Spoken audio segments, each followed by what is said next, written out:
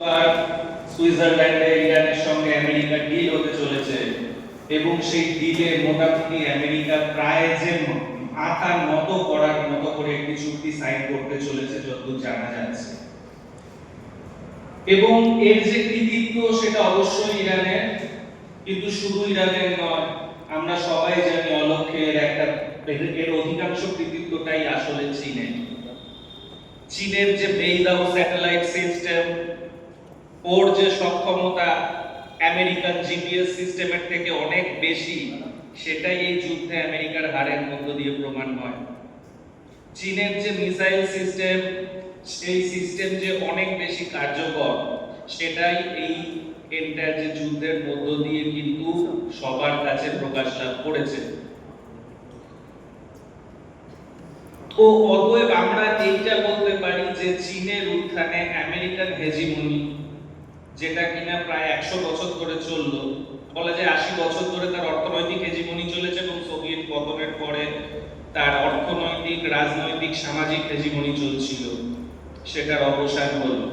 এবং শুধু তাই নয়, আসলে আমেরিকার কোনো কন্টেন্টিং যেহেতু কোনো ওয়েস্টার্ন পাওয়ার নেই, অতএব বলা যায় 300 বছরের যে ওয়েস্টার্ন ডমিনেশন আরো একটা ইতি ঘটতে চলেছে। এতটাই ভয়ঙ্কর একটা সন্দিগ্ধনের অবস্থায় আন্তর্জাতিক পরিস্থিতি। এবং এই পরিস্থিতিকে বুঝলেই, যদি আমরা বুঝি, তাহলে আমরা বুঝতে পারবো যে কেন আজকে আমাদের এখানে এই পরিস্থিতি, যেখানে 34 লক্ষ বৈধ ভোটার এবং তারও হয়তো বেশি রয়েছে, 34 লক্ষ থেকে 90 লক্ষের মধ্যে যে কোনো সংখ্যা হতে পারে, এই সংখ্যার বৈধ ভোটারকে বাদ দিয়ে ইলেকশন করিয়ে একটি সরকার বসে। এবং শুধু সেই সরকার যে বসেছে তাই নয়, এরপর আমরা দেখলাম 4000 ইভিএম পুড়িয়েও দেওয়া হলো, সংবাদ মাধ্যম কোনো কথাও বলছে না।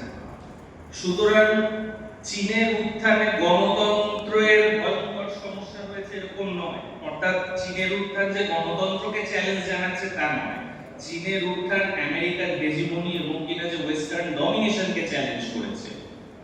যদি গণতন্ত্র চ্যালেঞ্জ হয়ে থাকে, সেটা তখন হচ্ছে যখন আমাদের দেশে 34 লক্ষ মানুষকে ভোট না দিতে দিয়ে একটা ভোট করা হচ্ছে, 4000 ইভিএম পুড়ে যাচ্ছে, একের পর এক পলিটিক্যাল পার্টিকে জোর করে হর্স রিডিং করে ভেঙে দেওয়া হচ্ছে। এবং শুধু তাই নয়, আমেরিকাতেও ট্রাম্প এই বলে এর আগের ইলেকশনে দাবি করেছিল যে তাকে নাকি জোর করে হারিয়ে দেওয়া হচ্ছে। সুতরাং যে গণতন্ত্র চীনের উত্থানে চ্যালেঞ্জ হয়নি, গণতন্ত্র বরং আমি বলবো চীনের উত্থানে আন্তর্জাতিক পরিসরে গণতন্ত্র অনেক বেশি বৃদ্ধি পেয়েছে। এবং চীনের উত্থানই একমাত্র এই গণতন্ত্রকে আন্তর্জাতিক থেকে আস্তে আস্তে আমাদের যে রিজিওনাল লেভেলে নিয়ে আসতে পারে, অন্য কেউ কিন্তু সেটা পারে না।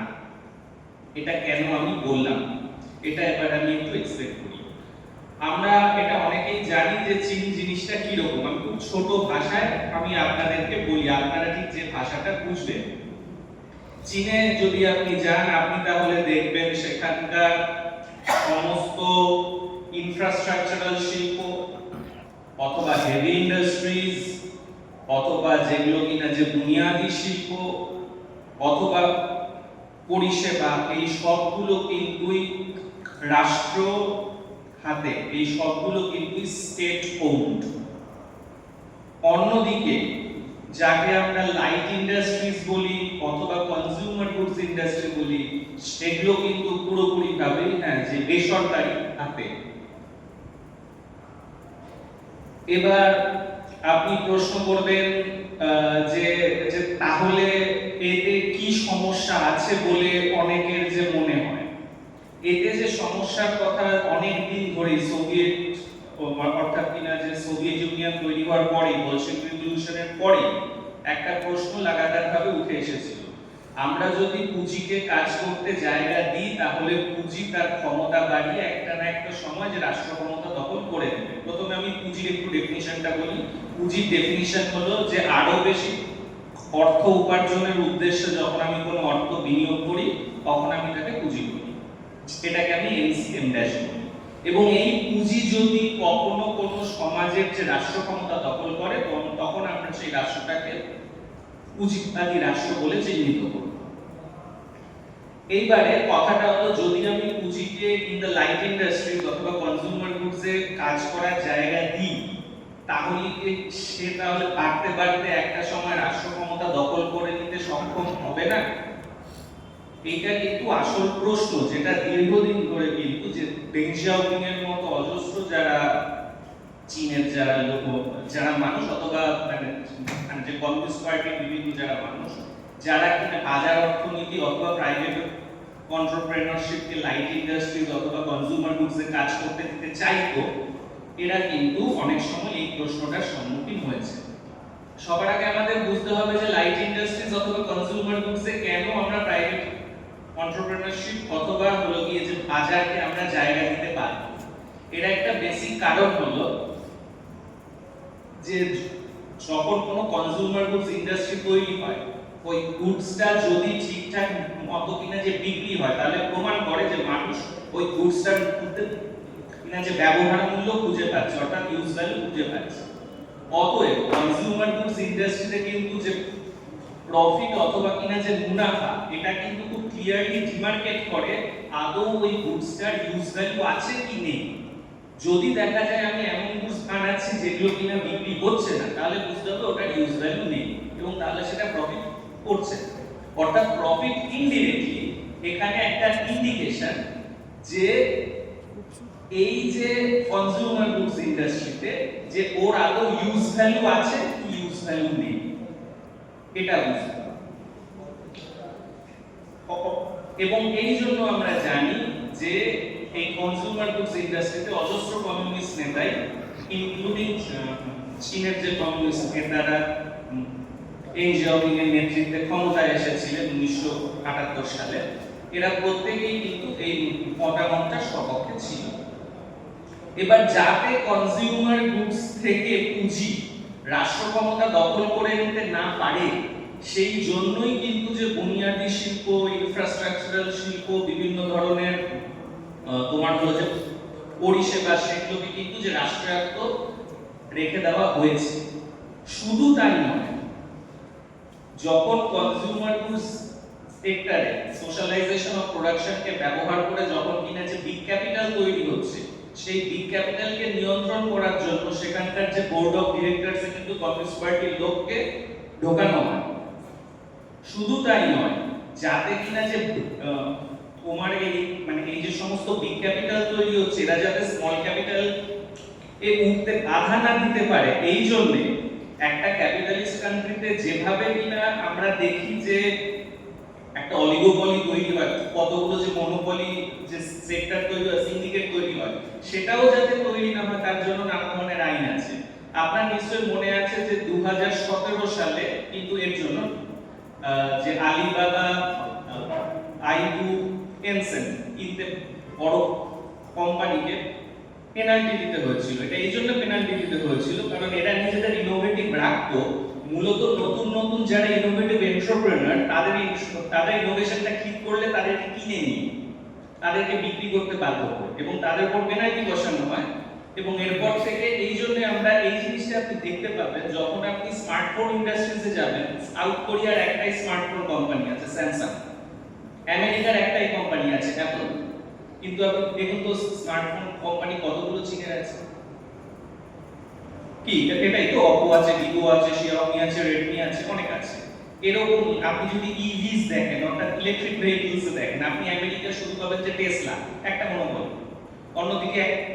অন্যদিকে যে চীনের দিকে তাকান আপনি কিনা যে বিওয়াইডি পাবেন, যেটা ইদানিং খুব নাম করেছে, টেসলাকে হারিয়ে দিয়েছে। চেরি পাবেন, অজস্র রাষ্ট্রায়ত্ত সংস্থাও পাবেন, অজস্র কোম্পানি রয়েছে। তো এই যে জায়গাটা যেখানে অর্থাৎ কিনা একদিকে আমি কিন্তু যে কনজিউমার গুড সেক্টরে পুঁজিকে কাজ করতে দিলাম, কিন্তু পুঁজি যাতে বেশি বড় হয়ে আমাকে খেতে না পারে, অর্থাৎ কিনা রাষ্ট্র ক্ষমতা দখল করতে না পারে, সেই জন্য আমি আইন বানিয়ে যে বোর্ড অফ ডিরেক্টরস এর যে লোক ঢুকিয়ে দিলাম। এবং একই সঙ্গে ছোট ছোট পুঁজি যারা আছে তাদেরকে আমি লাগাতারভাবে এনকারেজ করব যাতে তুমি ওদেরকে চ্যালেঞ্জ করতে থাকো, ওদেরকে আন্ডারকাট করতে থাকো প্রাইসে। আপনারা জানেন যে চীনে মোটামুটি ইনফ্লেশন খুব কম, ইনফ্যাক্ট চীনে বিগত 10 বছর ধরে ডিফ্লেশন চলছিল, এই কোয়ার্টারটাতে প্রথম ইনফ্লেশন হয়েছে। মানে হলো যে চীনে কিন্তু যে দাম লাগাতারভাবে কমে যাচ্ছে, বিশেষ করে কনজিউমার গুড সেক্টর, অন্যান্য সেক্টর। এটা কেন কমে যাচ্ছে? এটার জন্য দীর্ঘদিন ধরে বলে গিয়ে যে ওয়েস্টার্ন যে মিডিয়া বা অর্থনীতিবিদরা বলে যাচ্ছিল, এর নাকি আসল কারণ হলো চীনের কনজিউমারদের হাতে যতটা টাকা থাকা উচিত ততটা টাকা নেই, সেই জন্য যতটা উৎপাদন ক্ষমতা আছে ততটা চাহিদা তৈরি হচ্ছে। কিন্তু চাইনিজ কমিউনিস্ট পার্টি বলল না, এখানে কম্পিটিশন এত ইন্টেন্স যে ওই জন্য এখানে মূল্যবৃদ্ধি কমছে।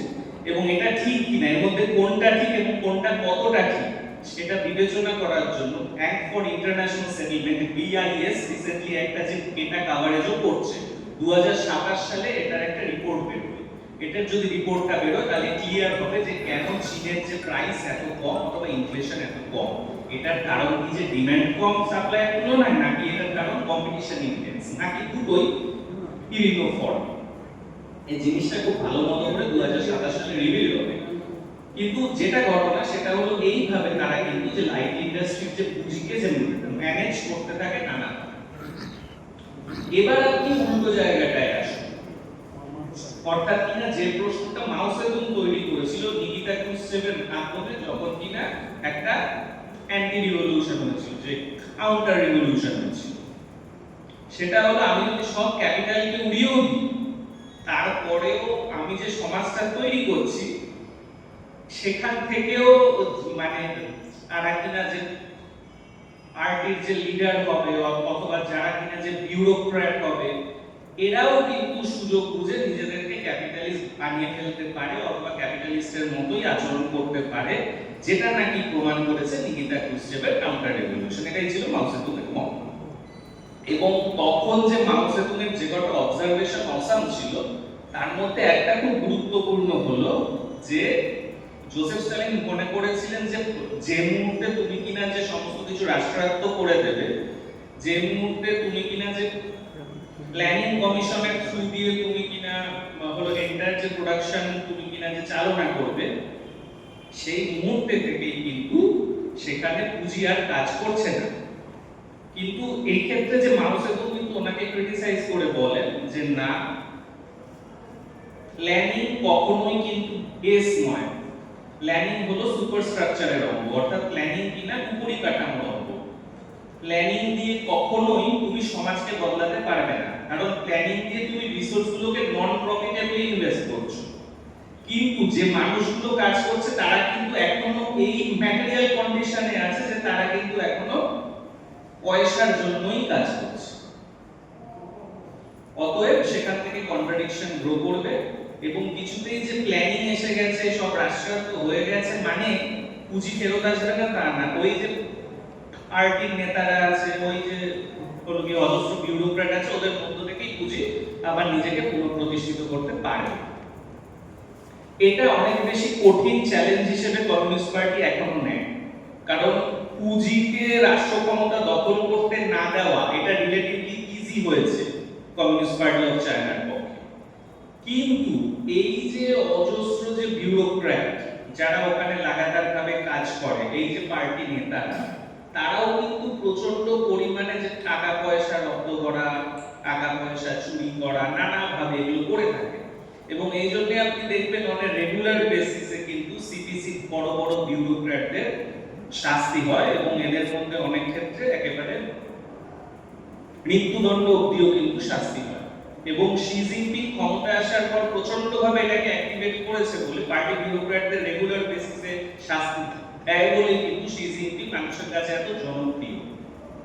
অর্থাৎ সিপিসি এইভাবে এই দুটো চ্যানেলকে চ্যানেলাইজ করে। এই জন্য সিপিসির খুব দারুণ একটা কথা আছে, সেটা হলো তুমি যদি ক্ষমতাবান হও চীনে, তাহলে তুমি কখনোই যে ধনবান হওয়ার চেষ্টা করো না, আর তুমি যদি ধনবান হও চীনে তাহলে তুমি ক্ষমতাবান হওয়ার চেষ্টা করো না। অর্থাৎ যে ধনবান হবে সে ক্ষমতাবান হবে না, যে ক্ষমতাবান হবে সে ধনবান হবে না। এটা একটা অলিখিত নিয়ম এবং এই নিয়মটার কথা ওপেনলি বলা হয়।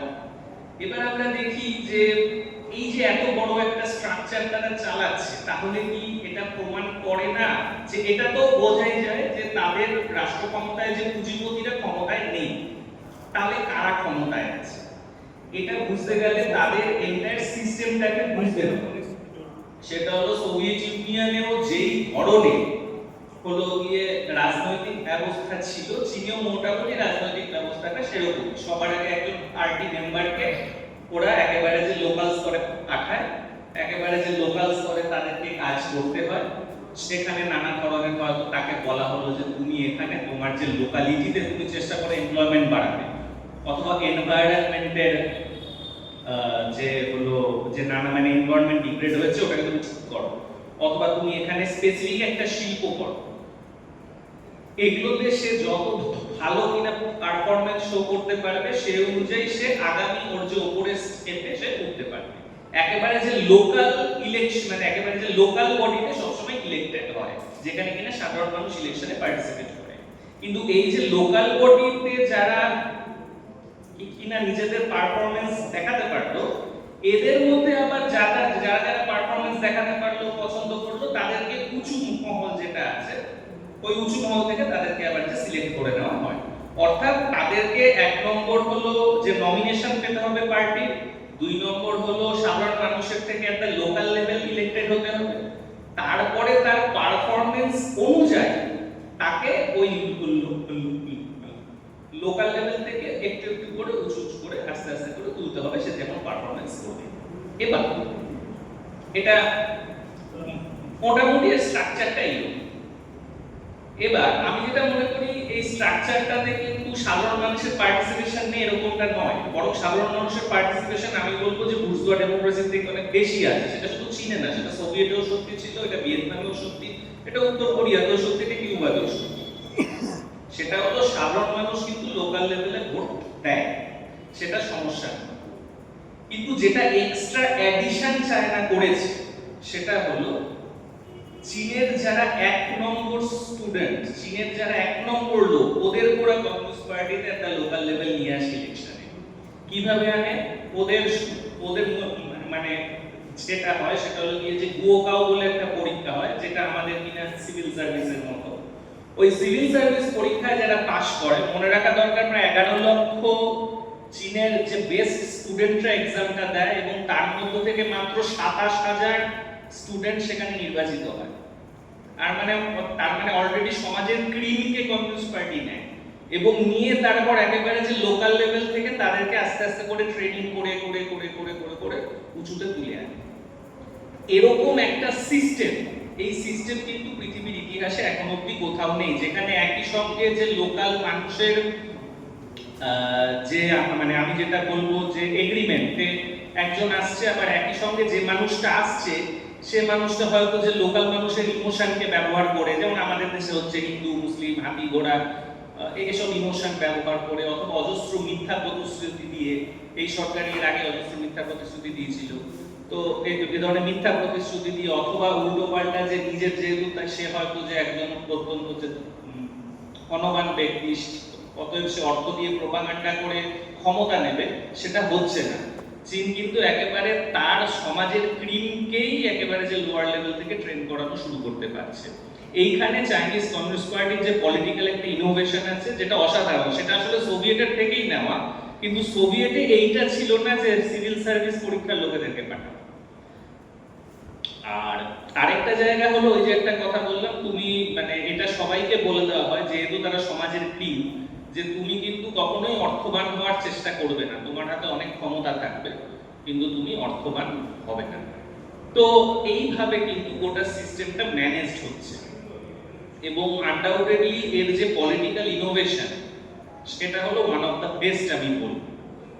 মানে এন্টার যে বিশ্বের ইতিহাসেই প্রথম এই ধরনের ইনোভেশন হয়েছে, যেখানে একই সঙ্গে মানুষের সম্মতি নিয়েও সে মানে হলো যে খানিকটা কিনা যে লোকাল লেভেলে ইলেক্টেড হচ্ছে, আবার একই সঙ্গে সে যাতে ভুলভাল লোক না হয়, সে যাতে মানুষের ইমোশন না ব্যবহার করে, সে যাতে একটা ঠিকঠাক লোক হয়, সে মানে তাতে কিনা যে বুদ্ধিশুদ্ধি থাকে, এরকম একটা লোককেও সে নিয়ে আসতে পারছে। এছাড়াও আপনি এটা মাথায় রাখবেন, যারা সাধারণ মানুষ তারাও কিন্তু চীনের যে ইকোনমিক পলিসি হয় অথবা ফ্যামিলি পলিসি হয় বা নানা ধরনের পলিসি হয়, যেটাকে ওরা বলে 5 ইয়ার প্ল্যান, যেটা চীনে খুব গুরুত্বপূর্ণ। এই 5 ইয়ার প্ল্যানে কিন্তু সাধারণ মানুষও পার্টিসিপেট করতে পারে, অর্থাৎ তারা কিন্তু পলিসি রেকমেন্ড করতে পারে। আপনি এইবারই যে কিনা মানে 2026 থেকে 2031-এর মধ্যে যে 5 ইয়ার প্ল্যানটা চলার কথা, নাকি 2024 থেকে 29-এর মধ্যে, আমার একটু ইয়ে হতে পারে, আমি খানিকটা ভুলে গেছি, ওর মধ্যে জমা পড়েছিল। এবং সেক্ষেত্রে সিপিসি বলে যে সাধারণ মানুষকে তোমরাও চাইলে পলিসি রেকমেন্ড করতে পারো। সেক্ষেত্রে জমা পড়েছিল 1 কোটিরও বেশি যে রেকমেন্ডেশন, অর্থাৎ সাধারণ মানুষ 1 কোটিরও বেশি সাধারণ মানুষ কিন্তু চাইনিজ কমিউনিস্ট পার্টিকে অ্যাডভাইস দিয়েছিল তুমি রেকমেন্ডেশন মানে যে তুমি পলিসিটা গ্রহণ করো। কিন্তু যে কেউ যে কোনো বিষয় রেকমেন্ড করতে পারে না। আমি অর্থনীতির লোক, আমি অর্থনীতির বিষয়ে রেকমেন্ড করতে পারি, আমি কিন্তু হলো গিয়ে যে খেলাধুলার বিষয় রেকমেন্ড করতে পারবো না। ঠিক আছে, এইরকম ভাবে এন্টায়ার যে স্ট্রাকচারটা কিন্তু মোটামুটি ভাবে চীনে সংগঠিত হয়েছে। তো আমি যেটা বলবো যে সেটা হলো যে চীনে আপনারা লাগাতার ভাবে এখন যেটা করুন যে ঘুরতে ঘুরতে যান। চীন এমনিতে ঘুরে আসা খুব একটা কঠিন না, 1 লাখ টাকার মধ্যে যে ঘুরে আসা যায়। আমরা যারা বাঙালি মিডিল ক্লাস অনেকেই যে ব্যাংককে যাই, সেখানে ওই 60,000 70,000 খরচ করে এখানে 1 লাখ 1.5 লাখের মধ্যে হয়ে যাবে ঘোরা। তাহলে আপনি বুঝতে পারবেন ইনফ্রাস্ট্রাকচার কাকে বলে। যারা কিনা যে ওয়েস্টেও গেছে, চীনেও গেছে, তারা খুব ভালো মতো কম্পেয়ার করে বলে দিতে পারে চীনের ইনফ্রাস্ট্রাকচার অনেক অনেক অনেক বেশি, এবং চীনে সাধারণ মানুষের জন্য অর্থের অ্যালোকেশন অনেকটাই বেশি। যেখানে কিনা আমেরিকায় আমরা দেখি একটা বিপুল পরিমাণে রিসোর্স চলে যায় শুধুমাত্র অ্যাসেট ট্রেডিং করতে, সম্পত্তি হস্তান্তরের বিজনেসে। তো এই জায়গা থেকে আমি বলবো যে চীনের বিষয়ে আরো বেশি করে পড়াশোনা করুন, চীনকে আরো ভালো করে জানুন। কারণ সত্যি আন্তর্জাতিক প্রেক্ষাপটটা আমি বলবো যে সেখানে একটা গণতন্ত্রীকরণ হচ্ছে। আগে আমেরিকা এবং যে ওয়েস্টের হাতে একটা মনোপলি ছিল আন্তর্জাতিক রাজনীতিতে, সেটা আস্তে আস্তে ভেঙে যাচ্ছে। চীনকে পড়ুন, ইরানকে পড়ুন, এই জিনিসগুলো আরো ভালো করে আমাদের পড়া দরকার, কারণ এরা নিজেদেরকে মেলে ধরতে পেরেছে আলাদাভাবে। এবং আমাদের এবং তাহলেই বোধহয় শুধুমাত্র আমরা আমাদের দেশের মধ্যে যে ভয়ঙ্কর একটা ফ্যাসিবাদের একটা উত্থান আমরা দেখতে পাচ্ছি, যে ভয়ঙ্কর, এবং শুধু তো ফ্যাসিবাদের উত্থান তো একটা রাজনৈতিক পলিটিক্যাল পার্টির মধ্যে নেই। আমরা যদি ভারতের এন্টায়ার যে কমার্স দেখি, কমার্সটা যেভাবে মূলত যে গুজরাটি মারওয়াড়ি পুঁজির হাতে নিয়ন্ত্রিত, তার থেকেও বোঝা যায় যে সব জায়গাতে একটা মনোপোলাইজেশন হয়েছে। অন্যদিকে আমরা যদি দেখি আমাদের এখানে ডিলিমিটেশনের পরে পুরোটাই হিন্দিভাষী প্রভিন্সগুলো কন্ট্রোল করতে শুরু করবে। তো সব জায়গা দিয়েই একটা ক্যাপিটালিস্ট মনোপোলাইজেশন হচ্ছে, যেটাকে আমরা আক্ষরিক অর্থে নাজিবাদ, ফ্যাসিবাদ এসব বলে চিহ্নিত করি। এর থেকে যদি মুক্তি পেতে হয় তাহলে আমাদের আন্তর্জাতিক স্তরে যে গণতন্ত্রীকরণটা শুরু হয়েছে সেখান থেকে আমাদের রস নিয়ে শুরু করতে হবে। আপনাদের অজস্র ধন্যবাদ, আমি এখানেই